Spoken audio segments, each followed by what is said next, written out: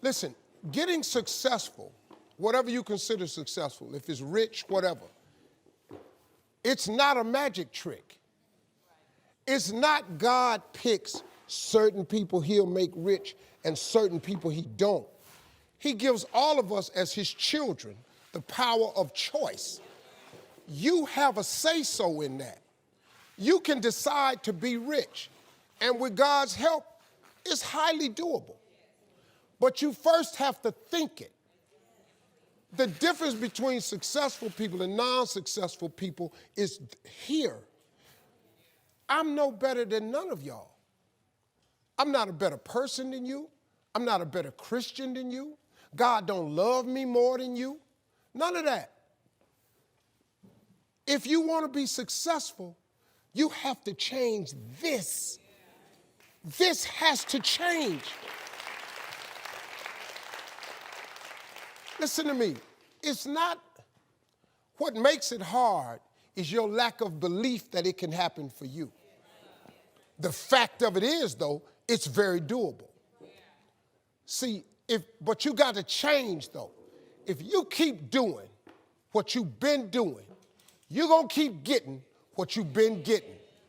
So if you're at a place in your life and you ain't happy with it, you have to change some things. But you have to make a conscientious decision that you're going to change. And it's not dependent on anybody else.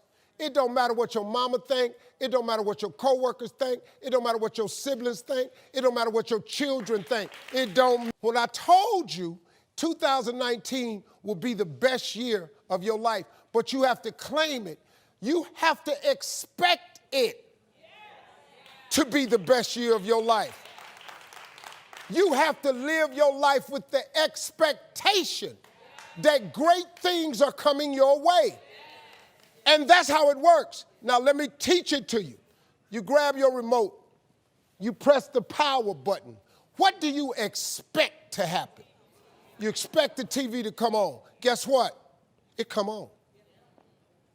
If you want to see Sports Center channel 46, and you press 46 and OK or select, what do you expect to come on your TV?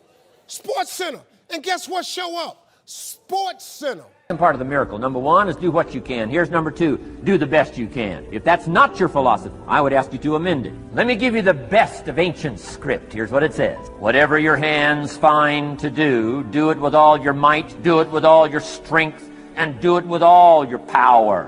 What a good philosophy. That kind of philosophy revolutionize your life if you haven't picked it up late. Guy slips in late, company doesn't seem to mind, slips out early, first one in the parking lot, heading for happy hour. Stretches his break, comes early for lunch, late back from lunch, company doesn't seem to notice. Guy says, best as I can calculate, I'm putting in about a half a day's work and I'm collecting a full day's pay. And the guy says, I got it made. Little does he know the seeds of his own disaster are already being sown by the weakness of his own personal philosophy. It's not the economy that's going to determine your next 6 years. It's your philosophy about labor and about activity and about miracle and soil and seed and sunshine and rain and the economy and the banks and the money and the companies and the schools and what's going on. It's your philosophy and your attitude and then your ability to take action. All of that we call the process of life change, miracle working. You know what you should do? Every time you get a chance to experience first class, you should do it because it plants a seed. It's like the next time you buy an airplane ticket, just ask for an upgrade. Pay a little extra money, fly first class. What it does is it conditions your mind. Once you get in first class and you see how wide the seats are, and you find out why they shut that curtain, see, because they shut that curtain because they can't let you see what's going on up there. They passing out hot nuts. Everybody get a washcloth. They got a menu. You get to decide what you want. All the drinks is free. Once you sit in first class one time, the next time you get on a plane, it's very difficult to walk past them seats. And then your mind starts thinking of ways to get back to first class. And guess what? that's what you start attracting to your life. And you start behaving and producing stuff to get you back into first class. That's how you move up. You just, like buy you one really expensive outfit.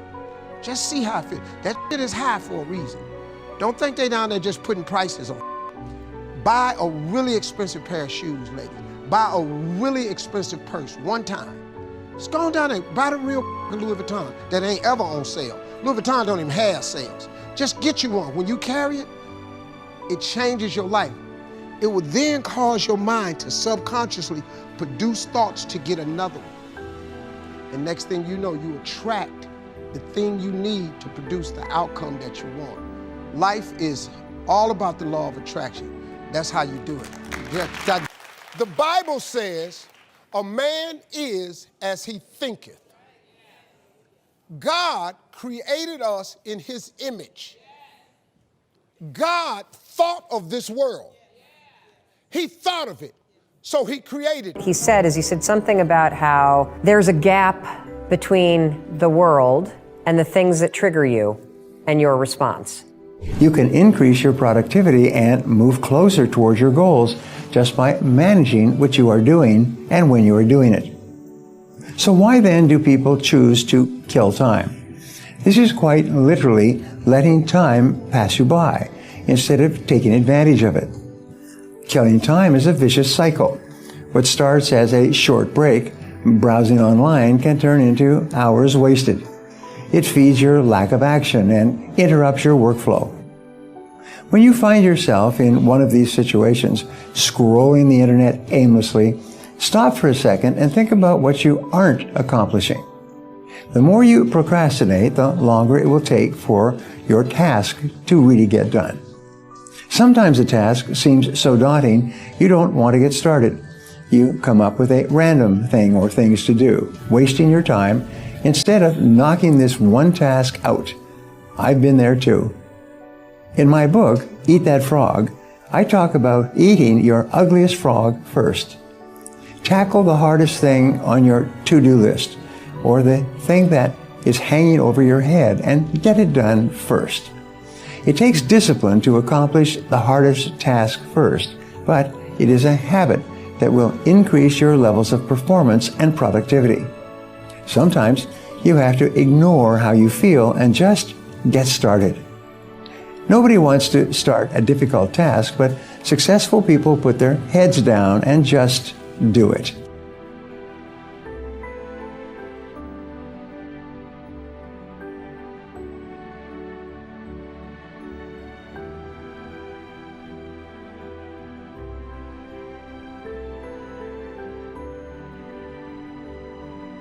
Just try it. Activity. This is the work part, the labor part, taking action. The activity is the miracle working piece. Miracle being something we don't quite understand how it works doesn't mean it doesn't work. It means we just don't quite understand how it works. Miracles work. God says. Now, I'm an amateur on God, but here's my best analysis. God says, if you'll plant the seed, I'll make the tree. Now, that's a good arrangement. Number one, gives God the tough end of the deal.